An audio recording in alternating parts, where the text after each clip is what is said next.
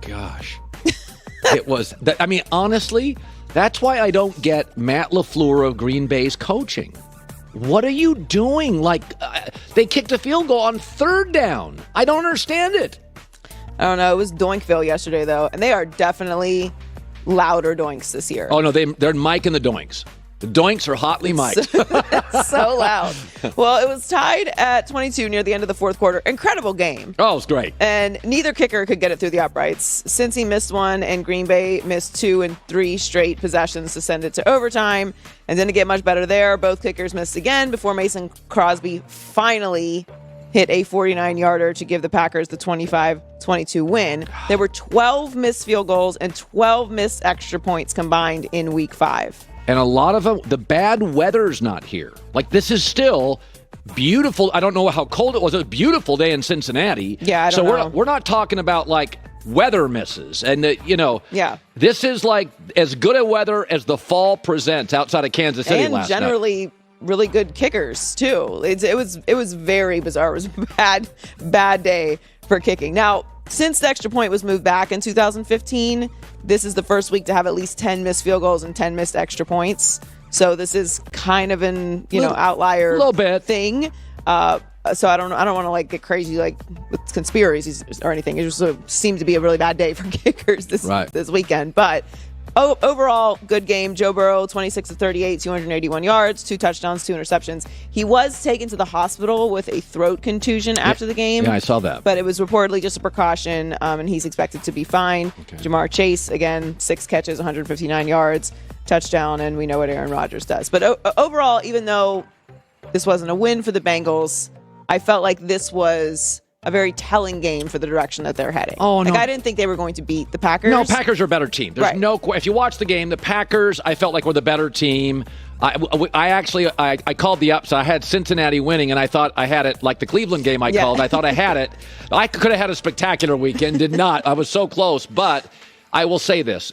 This is all about baby steps. Yeah. And Cleveland, Cincinnati is really close. I don't know if they're there yet, but offensively, that's pretty good. Yeah, I think you don't want to get like into the moral victory space, but I do think you have to take things into perspective even in a loss, and that was a great game by Cincinnati against a better team in the Packers.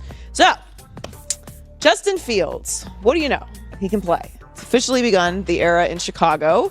In his first game since being named the starter going forward, he threw for 111 yards in his first touchdown pass in the 20-9 victory. Chicago's defense also had a really big game. They did. Khalil Mack, 8 tackles and a sack. He still has it.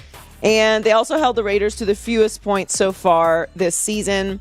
So I guess, the thing with the Lions wasn't just beating the Lions, and he can actually play NFL football. Yeah, no, I think this was a legitimate win. Yeah. So you don't want to count the Lions one. There you go. The Raiders are a real team, and I guess Chicago has a great defense, but he did what he was supposed to do. Yeah, and he needs a better defense. He's going to throw for 120 yards.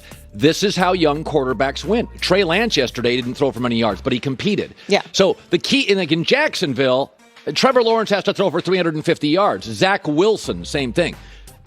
When you're young, this is the kind of win. Mac Jones, by the way, you have to win this way. And that's why when they come in the first year, 500's a wonderful goal. Just don't ask them to do it. Justin Herbert's a complete exception to the rule.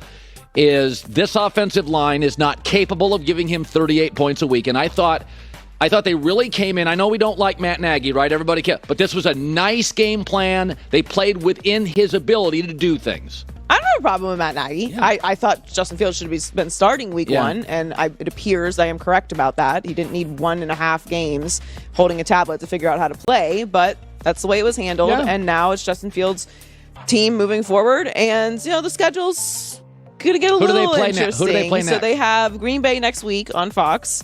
And then they have the Buccaneers, then the 49ers, Steelers, and the bye. So a lot of defenses. Yes. A little choppy there. Well, after the bye, it's pretty even. Yeah. But we'll see. That was a legitimate win though against the Raiders, and they should feel good about that. So Saturday night, Tyson Fury and Deontay Wilder ended in thrilling fashion. Wild.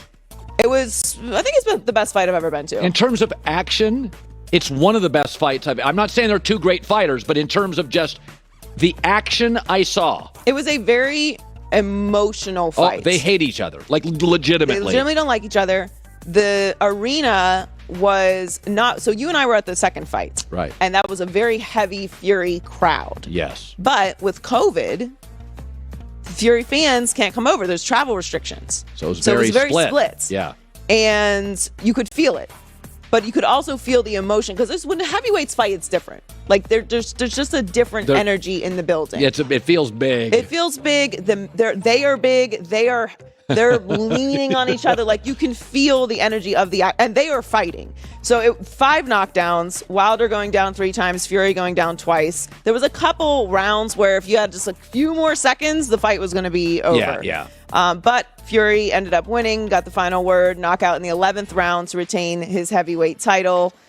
Anthony Joshua is the fight that everyone keeps talking about. He's 24-2-0. He fought September 25th and lost to Alexander Usyk, and he exercised his rematch, which is reportedly supposed to take place next spring, so it could be a while before we see that Fury-Joshua fight. But this was an absolutely incredible night. And the Giants. They're really fast, they're very athletic, they're very dynamic, and they're really good.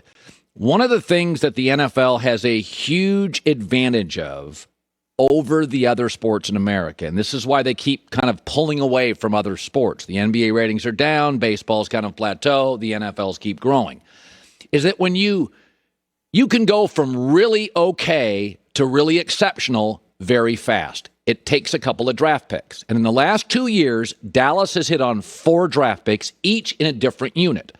CeeDee Lamb, last year, home run, wide receiver. Trayvon Diggs, last year, one of the best corners in the game. Micah Parsons, linebacker unit. And then Osa Odigizua from UCLA defensive line has been an absolute home run. 4 separate units have added an inexpensive star. And these are stars. These guys are elite players. When you add that to a good roster, whoa, it's a great team. And Dallas is now embarking on that. In baseball, a great draft pick goes to the minors. In basketball, a great draft pick, you can't win with kids. You can in the NFL. In fact, you need great young players to offset your expensive quarterback. That's the way the league works. Now, the opposite is true, too. If you can't get the quarterback right, ask the Miami Dolphins. Your defense the following year can't stop anybody. But you can criticize Mike McCarthy, but every single NFL team, including the Buffalo Bills and the Green Bay Packers, both in week 1, have had a stinker. Tampa Bay had a stinker in L.A. I've watched the Cowboys play 5 games. The game they lost, I thought they outplayed Tampa on the road. This team has not had a bad Sunday or a Monday. They haven't. They've lost 1 game. We know now the Chargers are pretty good. Beat them in L.A. We know Tampa's the Super Bowl champ. Gave them 450 yards in fits. So in 2 years, and we predicted on this show, I thought they were a playoff team. They're a good team. I've been saying this for 20 years. They're a good team. They'll be entertaining. But when you add to a good team, last 2 years, 4 outstanding, like elite rookie players. You make a really, really smart coordinator change to a good roster. What you have is a Super Bowl bubble team. This is one of the 8 teams with a chance to win it today.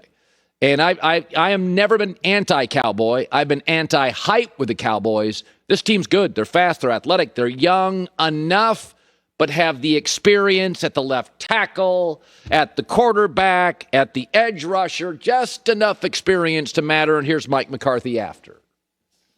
Yeah, I don't even think you can compare this team to last year's team. It's different on so many different fronts, but we're clearly, we've competed, 5 times now, and I felt like we have played, winning football in all 5 contests, and but we were looking for more production today, and I felt like we took a step in the right direction. Giants were injured, no doubt. But even before that, it was a fumble in the red zone or Dallas would have had a sizable lead. This is a really, really good Dallas Cowboy football team. Tampa doesn't look tight. I still can't get over the Conservative play calling by Green Bay. Arizona's fantastic, but we don't know if we can trust them late. Perhaps that's the same with the Dallas Cowboys, but this is real. What you're seeing is real. Joy Taylor with the news.